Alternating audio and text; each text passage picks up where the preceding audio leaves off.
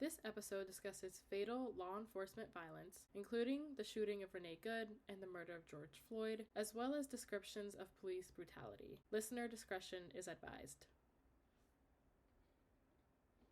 Welcome back to We Dream, a podcast from Dream.org, a national nonprofit working to close prison doors and open doors of opportunity into the green economy. Together, we're building a future rooted in freedom, dignity, and opportunity for all. As you likely already know, this season's all about reimagining a justice system that puts people over punishment. And we're also covering updates and analysis on the Trump administration's so-called and expected crime bill. I'm Naomi Garcia-Hector. And I'm Janos Martin. This is episode 5, and today we have the opportunity to talk with two guests who are unwavering and courageous advocates in the justice space and who are both residents of Minneapolis, Minnesota. They'll be talking with us today about the tragic killing of Renee Good by ICE agents just last Wednesday, January 7th. And Janos, I want to ask you why it's so important for us to be talking about this incident, not just as what it is, which is a preventable and unacceptable tragedy, but also to tie it more broadly to the crime bill and the administration's power abuses that we've been talking about this entire season. Yeah, this is obviously a very heavy moment for really all of us who work on these issues and anybody who's seen the awful video of the killing of Renee Good. We've mentioned at different times on this podcast possible aspects of the so-called crime bill that we need to worry about. And one of them that we've been concerned about from the beginning is the possibility of federal immunity for ICE agents who otherwise would be held accountable at the state level when they behave outside the bounds of their jobs. And this conversation has been happening since it was first floated as a possibility that California would take action against rogue ICE agents. And I think with the tragedy of last week, you can see why the Trump administration would want to immunize federal agents from state accountability. And so that is a direct tie between the things we've been talking about on the show and what happened in Minneapolis last week. Thanks. And who particularly are we talking with today? So we've got two guests who are both, as you said, really dynamic advocates. The first is Elizer Darris. He is the executive director of the Minnesota Freedom Fund, has been in the criminal justice mix for a long time. He is a formerly incarcerated advocate who I've got the pleasure of working with at the ACLU. And just as you'll hear in our conversation, somebody who is just a forceful advocate for communities in Minneapolis. We're also going to hear from Moncies Franco, who works for the Health, Homelessness, and Criminal Justice Lab in Minneapolis. He is also somebody who's formerly incarcerated and somebody who's close to a lot of folks at Dream.org because he was not just a member of our Dream Justice Cohort, which is an advocacy training program, but he was the valedictorian of his class, meaning that all the 25 people in his class selected him to give the commencement address when they graduated from the program. Again, when you listen to him, you'll see why he is a forceful and dynamic speaker, as well as somebody who really cares about building community in the face of oppressive tactics like the ones that they're experiencing in Minneapolis. Before we get to that main segment, we'll also be having a quick conversation with our Director of Government Affairs, Kanda Milton, with some legislative updates. Janos, what's that going to be about? Last week wasn't just a big week in Minneapolis. It was also a big week in D.C. as the House Judiciary passed two bail bills that we had been deeply concerned about for a while. One of them we've talked about in the context of this crime bill. We're not happy it passed, but we did learn a lot during the hearing, and we'll be checking in with Kanda to talk about what was in that bill and what we can do to stop it moving forward. Let's dive right in.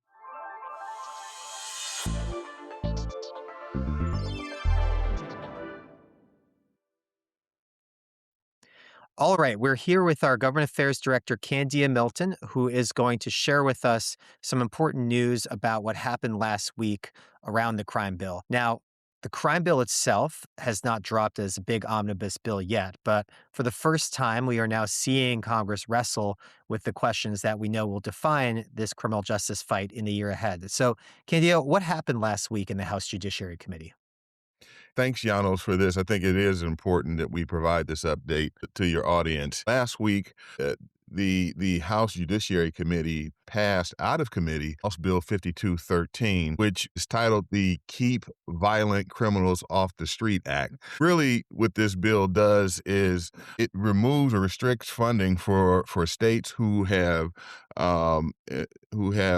adopted cashless bail policies. States would no longer be allowed to access burn jag funding. This is funding that the federal government supplies to law enforcement officials in the state to combat crime. Now, it was done, Janos, out of under this notion that it would help to reduce crime in our community. And so the title of the bill is a misnomer, but that did pass out of the House Judiciary Committee, a 2010 vote. It was a very lengthy discussion in the markup around the quite frankly merits of the bill, where a number of Democrats really outlined their concerns with it and how it not only would not improve public safety, but really harm public safety in some instances. What was interesting, though, Janos, is that there were 10 Democrats who abstained. What was curious about that is that the number of Democrats who did abstain, 5 out of 10 who did abstain, were on record expressing their objections to the bill.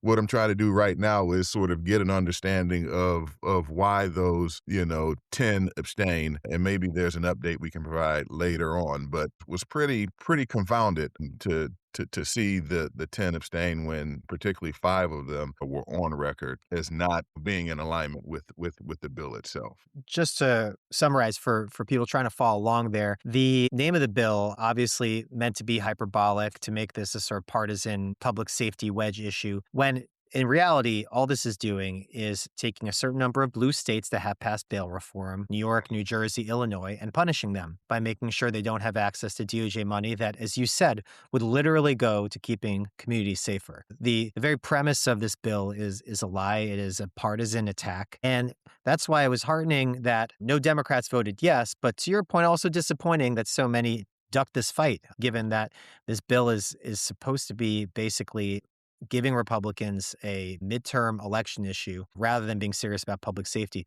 Were there any Republicans who were notable, who expressed concern? Yes, this did largely with Democrats who voted no, but there was one Republican who also voted no and offered an amendment, and that was Representative Van Drew out of New Jersey. And what was interesting is that I mentioned there was a robust discussion around the bill. When it was his opportunity to speak, he expressed concerns that were raised by law enforcement, who felt like the elimination of these funds for states that have adopted cashless bail policies, to take funding away from law enforcement would hinder their ability to enforce the law, to make communities safer. It would eliminate the partnerships that a lot of these law enforcement agencies have with community. That funding would be no longer available. But the amendment he offered was that there would be a risk analysis done, right? It would require states to do a risk analysis. Those states who do the risk analysis would be eligible for the burn jag grants, which is consistent with what goes on in New Jersey. If you talk about any of the states who have cashless bails, quote unquote cashless bail, they generally have policies that requires the judge to assess the risk of the individuals. It was an amendment that many of the Democrats supported. It's interesting because they supported it right after the conversation was had and the amendment was offered. Many of the Democrats understood and got it and agreed with it, but unfortunately it didn't prevail. It's we're about to talk in a second about where this goes next, but when it hits close to home, these legislators have to rethink their ideology, right? And I think You've got a New Jersey Republican recognizing that, oh shoot, my state's going to lose money due to this partisan attack. It'll be curious to see how New York Republicans and Illinois Republicans in particular feel about this at a time when margins in the House are so close. So what does happen next? Is this going to go to a full House vote soon? Is this eventually going to go to the Senate? What have you been hearing? The jury is still out on that, no pun intended here. There's been a number of conversations that I've had where a lot of our friends have stated that there is no floor time available for this and no interest in finding floor time for for the bill. But what we have seen is that over on the Senate side, Senator Marsha Blackburn out of Tennessee has introduced an amendment to the appropriation that incorporates this language in it. That is troubling to see that it's growing some legs. What I've also heard is that Chairman Grassley is particularly only interested in working on issues around criminal justice that has some bipartisan agreement. So we'll continue to work with Chairman Grassley, who's chairman, by the way, of Senate Judiciary. We'll continue to work with his office around this issue in anticipation of maybe getting that language taken out of the appropriations bill. But this is hot off the presses news that I've been made aware of in the last 20 minutes here. So yeah, breaking news here. And the reason that, like India said, that it's so dangerous when something is in an appropriations bill is that obviously every Republican you can think of is going to vote to keep, other than maybe Thomas Massie, will be voting to keep the government open. So if it just kind of sneaks in there, then we're not going to have a robust debate about whether this is good policy. It's just going to become part of the appropriations bill. And that will just be the first salvo, I think, out of many in which this administration attempts to set essentially national criminal justice policy by penalizing states that have reforms that are differing in opinion to what the administration has, by controlling the way money flows to states. This, to me, is really the opening salvo in the very crime bill fight that we've all been stealing people for. And Janos, if I may add, and to quote unquote sneak this into an appropriations bill, it is the reason why a lot of citizens often express distrust of government, right? Something like this ought to be open to a robust public discussion. To place it inside of an appropriations bill where there are a number of components to that bill, thinking that folks would not see that it's there, is an affront to the public's trust. So that's also another concern. Absolutely. Well, thank you for sharing the story of how certain liberal states are being targeted here. We're about to hear in the next segment from two of our organizers on the ground who can tell all about how a different state, Minnesota and Minneapolis in particular, have been the subject of this administration's targeting. Thanks, Candia. We'll talk to you again soon.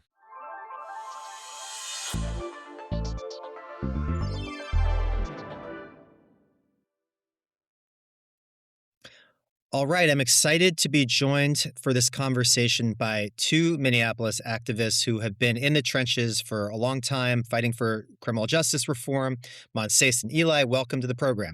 Let me start with you, Moncies, and then Eli, we'll pivot to you. I want to start with a basic question, which is what is happening in Minneapolis right now? Obviously, anybody who's listening to this or watching this is aware of the shooting of Renee Good and has probably seen that video far too many times. But there's been a lot happening since then. There were things happening before that. I've seen videos of ICE agents going door to door, being disruptive towards other protesters. It's just hard, I think, for people on the outside to grasp the full scale of what's going on there.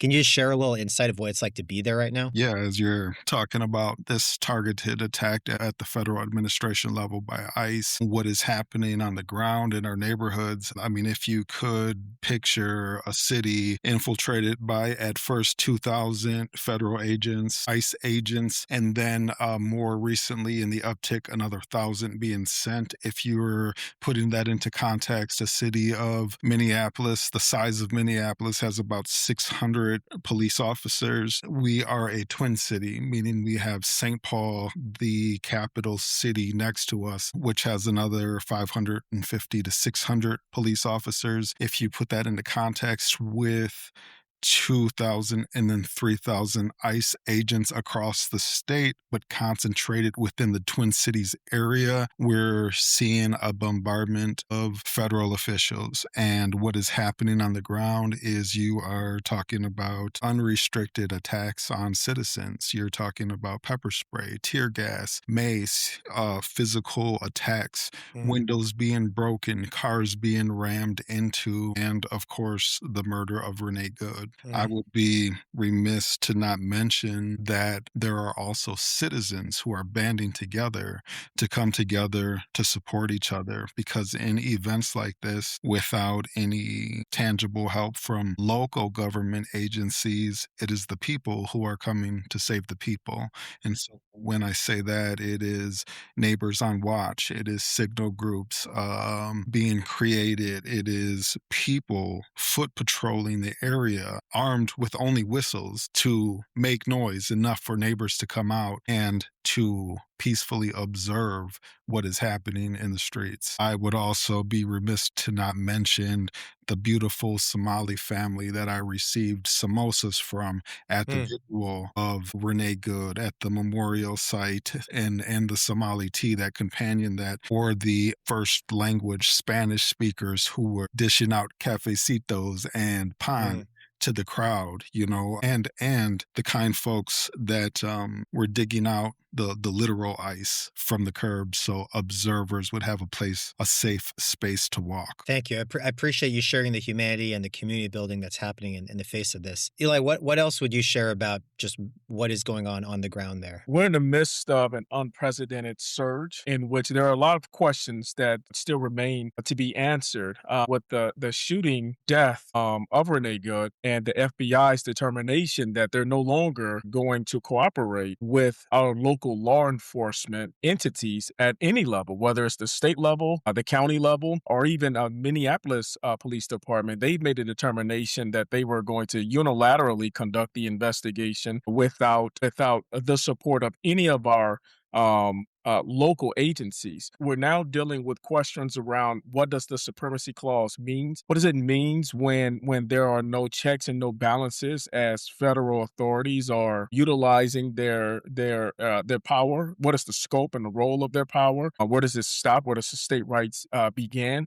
As community, we're really pressing on our local officials to say, what are you going to do? We know what we're doing, and we're doing the best that we can. We're utilizing many of the tools, not quite all of the tools. We haven't quite gone as far as things can go, but we're using many of the tools that are at our disposal in order to hold back some of the ferocious energy that is coming from the federal government. But we are still imploring our state officials to say, what are you going to do? How are you going to protect us? What tools are you going to use that you all have at you all's disposal? We're having a lot of questions right now, and there is some level of energy, but right now there's still much that needs to be decided. I know that yesterday the Attorney General's office filed a lawsuit, and also they put in a motion to at least temporarily stop some of the actions that are happening right now. We'll see what the federal judge rules on the motion, and then ultimately we'll see what is ruled upon, for the federal lawsuit, in that we're saying that this enforcement effort is biased,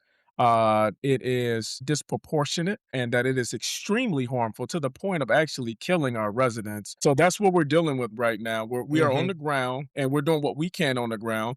But as organizers and as activists and advocates, we're also pushing on our local and state officials to make sure they're doing everything that they can. Thanks for that. What I hear from both of you is the sense of targeting, right? Like, we don't want this to become a national conversation of like, well, what is the limits of what ICE can do? What can't they do? It seems very clear, especially listening to both of you, that Minneapolis seems to have been chosen for reasons unrelated to anything to do with public safety, but for political reasons. Of course, when you think about what Minnesota and Minneapolis has been through, from the murder of George Floyd to the protests that followed, to the political assassination that happened last year. I mean, first of all, it's a lot for one community to go through, but the fact that Tim Walz ran for vice president against Trump, it just seems like Minneapolis has a target painted on it that the Trump administration is trying to exploit. So, Eli, can you talk us through just like what the tumult of the last half decade has been like, and sort of how things, you were in the middle of all that in 2020 and 21. So if you could just give us a little history of what's been going on there, and if you agree with me that this feels like an intentional targeting. As you know, I joined the ACLU with you many years ago, and we were building out the Smart Justice campaign. one of the things that we wanted to do was disrupt some of the predatory practices that were happening, and we decided to really target the district and the county attorneys. In the midst of that campaign, in which we were really advocating to have more voices at the table, to elect prosecutors that would take into account the power and the scope and the role that they have as it relates to also inviting community to be part and parcel of their decision. Within the scope of all of that happening, George Floyd was murdered. And we had not just a national reckoning, but an international reckoning around state-sanctioned violence happening and targeted energy happening within our communities. Over-policing, over-enforcement happening within our communities, Black and brown communities. It was very pernicious and it was very targeted. And until people were forced to see it, because they couldn't leave, they couldn't go nowhere. They had to watch that man for 9 minutes practically beg for his life and watch every last single one of those police officers do absolutely nothing. One had their knee on his neck, another had their knee on his chest. Another one was holding down his legs, and the other one was holding back the crowd. They were all participating in the slow murder of a man, and everyone had to witness the very thing that we had been saying was happening up here for decades. They had to watch it because of during that time, we had the curfew because of COVID. No one could leave out. So they had to watch. They couldn't go nowhere. They couldn't distract themselves with the various vicissitudes of American life. They had to watch and witness, right? From there, we have the murder of Dante Wright. I mean, on and on and on and on at a clip like this. And we were front lines, particularly those of us who are directly impacted, people like me and you, Moncies. We were front lines at every last single one of these, what turned into national flashpoints. As now we're seeing all of this incredible, vicious, and deadly rhetoric and actions coming from the federal government. They are freezing billions of dollars that have already been allocated to our state. They've surged more federal officers inside of our state. You can hear how he's targeting specific communities. I mean, calling people garbage, human beings. This is coming from the president of our nation. Now, this is the backdrop of what we are wrestling against. I consider this to be unprecedented. Perhaps it's not unprecedented, but within my lifetime, I have never experienced this level of energy, this level of animus coming from the president of the United States against one state in particular. I've never experienced this. And I support everything that Elizer is telling you. I think it's so easy for the rest of the nation to zoom out and think about this as a headline or to think about this as national news. I want to bring it back into context. Renee Good was murdered 1 block over and 1 block down from where I call home. I was in the same place when George Floyd was murdered, 2 blocks over and 2 blocks down. So we're talking about a centralized neighborhood in Minneapolis that is the point of impact for these 2 national headline grabbing events. But this was everyday life for us. As Elizer said, it was the criminal justice reform advocates that were putting themselves in harm's way and on the line to uphold a sense of justice. There was demands for justice being issued by the community. It was our boots that were on the ground. It was us falling in line with signal chats and trying to keep us safe. And it is the same thing that is reoccurring again. What did not make headlines is the way that the people came together. So that's why it's important for me to always dial close enough for me to call this home, that knowing that our neighbors were the ones who kept us safe. Together with our neighbors, we kept each other safe. Absolutely. And, hearing in both of your last answers, the sort of vile energy being thrown at Minnesota by the president and what you all are doing in response, I think about how sometimes in our movement spaces, immigration and criminal justice are talked about as separate issues. And, they are legitimately different policy areas at times, but sometimes the overlap is close and sometimes the overlap is complete, right? And when you've got the president being explicitly racist, and Eli, where I'll definitely agree with you, is we've never had a president in my lifetime who's allowed to just be openly racist. Like, who knows what previous presidents thought in their heads or privately, but the way that President Trump talks about Somali Americans, for example, is beyond the pale and definitely not something that we need to repeat here. But Moncies, talk about how really when you talk immigration and criminal justice in this moment, the way that it's all come together in Minneapolis, it really feels like one issue. Yes, and I really need some time, so if you could be patient with me with Your this. floor is yours. Thank you very much. As we're talking about the connection between criminal justice and immigration matters, they are technically supposed to be separate or separated. Different laws, different agencies, different rules of engagement and enforcement, and so forth. But it is moments like this, like what is happening in our country right now, what is happening in Minneapolis, Minnesota in real time. It's moments like this that expose how artificial that divide is between criminal justice and immigration. Now we're going to zoom out a little bit. We're going to follow a timeline. We're going to follow the timeline from genocide of the Native Americans to slavery to Jim Crow to mass incarceration to the war on drugs and to ICE enforcement in modern day times. Now, genocide, that founding logic, elimination and control. For argument's sake, let's just leave it at that. Slavery, economic control through racial caste. Jim Crow was control after formal abolition. And now in between here is where there's a key shift, right? So when direct racial domination becomes no longer legal, then criminalization becomes the workaround to enforce things like what happens next in the timeline, mass incarceration. We're talking racial control through quote unquote neutral law. We're talking the war on drugs, which is pretext for surveillance and punishment in non-white neighborhoods. Now, fast forward to today, ICE and immigration enforcement, which is the modern day extension of the timeline that I just gave you. ICE is not aberration, it's a continuation. And if we think about the United States and the operation that has had the same line through for America, it is systemic racism. We're watching that unfold. We're watching that be renamed. We're watching new tactics being developed, and all of the results end the same. ICE is not enforcing immigration on European looking people. ICE is enforcing immigration upon brown and black skinned folks.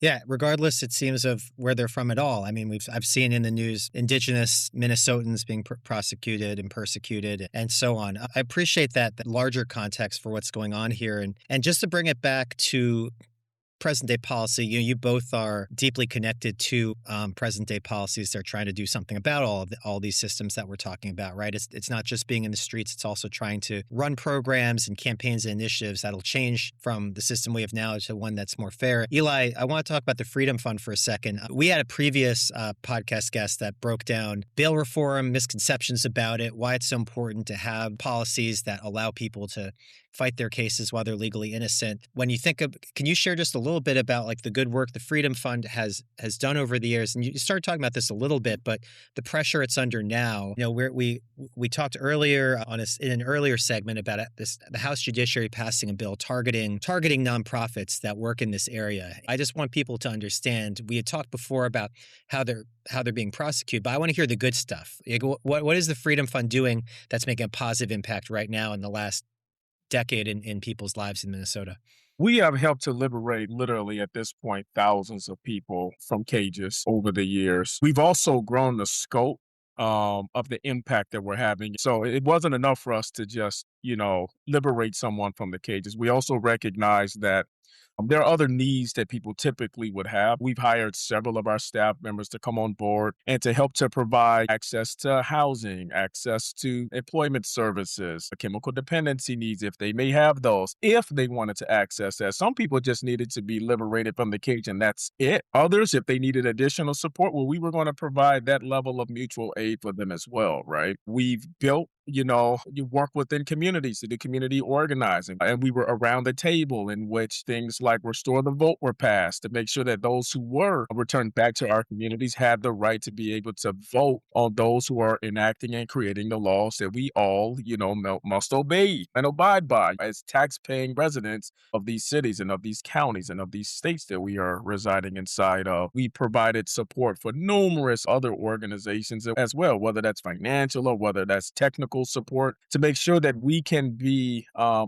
presence within the ecosystem. We are at the state capitol. We have our own lobbyists at the state capitol, and we lobby on a number of legislation in the spaces of immigration, in the spaces of criminal justice reform, crimmigration, sometimes we call it, right? No matter where we are, we're making sure that we can show up and that we can help to expand what is the definition of freedom, or what does that mean? Right? When we talk about freedom. And so the Freedom Fund has been at the forefront of a lot of the justice reform efforts that are happening within this state. We've been a part of a lot of national conversations as well, but we've been very, very focused on making sure that the voices of those who are most impacted. I mean, I'm the executive director of the organization. I spent nearly 2 decades inside a prison, right? Moncies is our newly minted board chair. We're making sure that those of us who are most impacted by the systems, who have the most intimate knowledge how these systems interplay with each other, and so we also are making sure that we are part of the solutions as well. The Freedom Fund has been very much at the forefront, and we're really proud of the work that we're doing. We have a new campaign that we launched, and we're also really proud of the campaign that we launched that's looking to continue to expand the definition of what does freedom mean as it relates to the legislation that the Judiciary Committee has passed out of committee. And I'm not sure what committee it's going to go to next. I'm quite sure, Janos, you had. Yeah, I mean, it'll eventually go to the full House, and we're going to fight to stop it there. But that is a very destructive bill. We have actually fought off. Our organization has experienced many of the attacks that are happening against nonprofit organizations across the country. We've already experienced and we've been able to overcome. It's literally attempting to turn our mutual aid organizations into sureties. If they were to become sureties, then federal regulators would be able to have much more investigative authority to be able to control our practices. It's all a ruse in order to regulate us out of existence and also to eventually expose who we are supporting with our mutual aid. These are the two primary aims of legislation like this, but quite frankly, they are extremely destructive. This is an atrocious bill. It is stepping on our freedoms and our liberties as a nonprofit organization and as community members within this nation. And I'm hoping that the efforts are rightly organized in order to defeat it. Well, we'll definitely be looping you into anything we're doing to stop it. And the last thing that I want to get to before we got to go is we talk about the so-called Trump crime bill and the provisions in it. I mean, this is something that we thought would be part of it. Moncies, you came with us to lobby on the Hill against the crime bill, talking to your representatives. We were talking to a lot of moderate Democrats who've historically not been with us when they should be. Do you want to share any quick reflections on what your experience was, and any sort of parting thoughts about how we can organize together to stop bills like this at the national level too? Yeah, what I was most appreciative of, including the extension of the offer for me to come out to D.C. with you folks and to lobby for this important Trump crime bill, was that it was a proactive measure, that there is language hasn't been finalized or released yet. However, Dream.org was getting ahead of the matter through support of their partners, I'm assuming, to inform us that a bill like this was coming down the pipeline, bill that would further tear families apart, a bill that would further marginalize already marginalized communities. But not only that, the insidious nature of reinforcing more presidential powers past the constitutional limit for the president.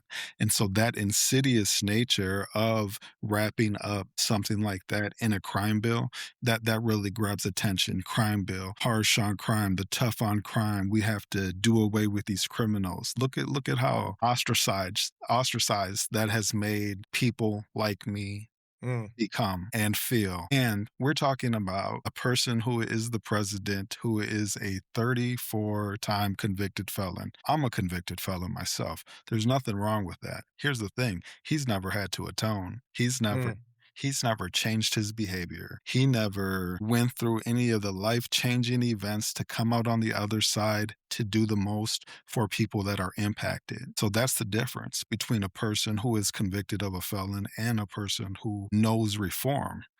There are tools to measure recidivism rates, but there are no tools to measure the changes to the head and the heart that it takes for a person like me to get up every day and do my best. And now we're polarized in this tough on crime by a person who is um, essentially a criminal, but an unreformed criminal who is running rampant and doing destructive things that are tearing families apart. And locally, it's breaking my heart. I was tear gassed on my route as a peaceful protester when Renee Good was murdered. After the murder, you would think that some things would calm down, that some things would stop, but they went past the yellow tape and they bum rushed peaceful protesters and peaceful observers like myself. There are no checks and balances, as Eli stated earlier in this conversation. America, wake up. If you're not paying attention, you're seeing what's happening here. But this is testing grounds for what Yes. could be happening across the nation.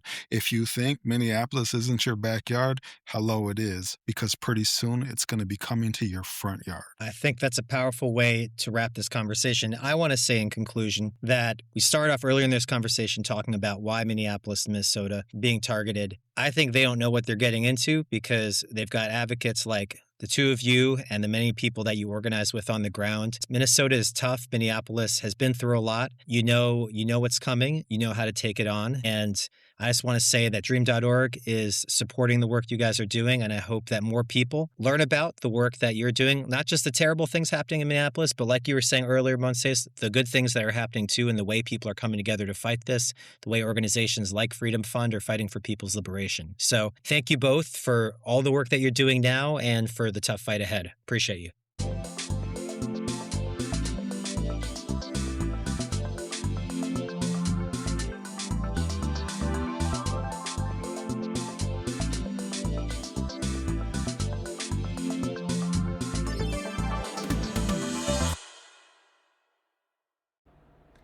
Thanks for tuning in. It's Naomi here to close things out. Per usual, we want you to be able to connect with our guests and learn about their work. You can find links in the description to follow them on socials. I'm recording this closing on January 14th, 2026. If you haven't joined our National Crime Bill response team yet, I'm not sure what you're waiting for. Join us, sign up with the link in the description. And I also want to take a quick moment to share an exciting opportunity from Dream.org.